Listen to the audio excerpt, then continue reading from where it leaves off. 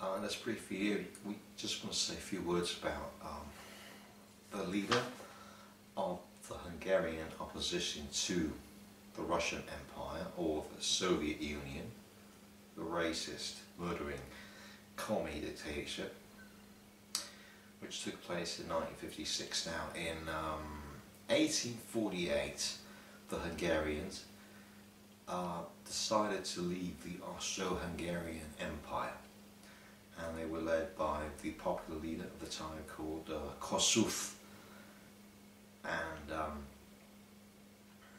Metternich called in the people, the very people that he hated, that's the Russians. And so the Russians in 1848 came and massacred and killed and raped and killed the Hungarians.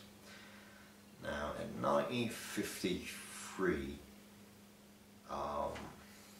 the Germans in Eastern Germany formed a small rebellion against the Russian Empire, the new Russian Empire, the apartheid state, the racist, murdering Soviet Union, and several Germans were killed. And the other rebellion that took place 3 years later in 1956 was the rebellion of Hungary against the murdering commie Russian Empire, which still murders people. For example, Putin backs fanatic Islamists, and he believes in nothing. Now, what the Hungarian people wanted in 1956 was the establishment of a democracy of the Western type, the free formation of parties of all types, free elections, an armistice for the insurgents and complete withdrawal of all Soviet forces, and then an armistice force which took part in fighting the creation of a new police force based on the army and workers of the youth groups in Hungary, the dissolution of the secret police, that is the Russian murdering machine. So that was about it. There was a statement of the Kossuth coat of arms in place of the communist insignia, the restoration of the 15th March as a national holiday. Right. And until that time, Imre Nagy tried to mediate between the Russians, and it was by the 30th of October 1956 that he really turned against the Soviet Union. Because you see, Imre Nagy used to be part of the Austro-Hungarian Empire, and he fought and he was arrested by the murdering Russians. He was taken into one of the gulags, and there, along with his good friend Tito, he became a fanatic Bolshevik, that is, a person who believes in nothing and wants to be a slave of Russia. And so it was only, well, the revolt started in anyway, earlier on, by April, it started. Anyway, by the 30th of October, as premier, it was then that he started to really rebel against Russia, and he became one of the insurgents. And he announced the abolition of the one-party system and formed a real Hungarian government, including the agrarians and social democrats. Imre Nagy has thus appeared to have overcome a difficult situation. 31st October 1956, so at the same time, Britain, France and Israel attacked the Islamo-Nazi puppet of Russia, who is of course Abdel Nasser, the murdering Abdel Nasser, who Abdel Nasser, as a slave of Russia, Islamo-Nazi slave of Russia, he attacked Israel twice, and he threw out all the Jews and all the Armenians and Greeks from, and other Westerners from northern Egypt, making it into an Arab appetite Russian puppet. Right, so the revolt started, Imre Nagy was so and so, and then he really became one of the insurgents. So at the same time, Britain, France and Israel attacked the Islamo-nazi Abdel Nasser.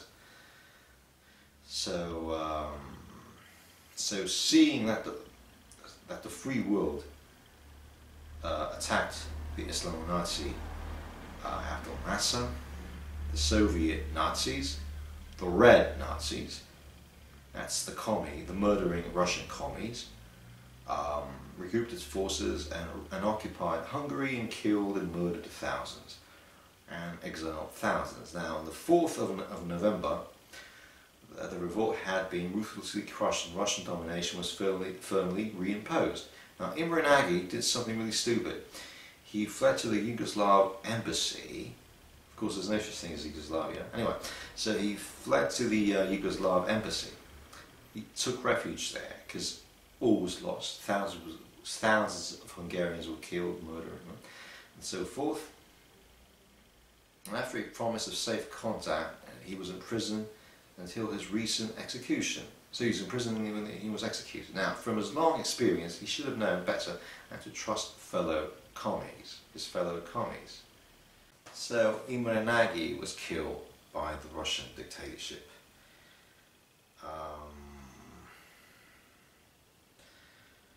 So he was killed.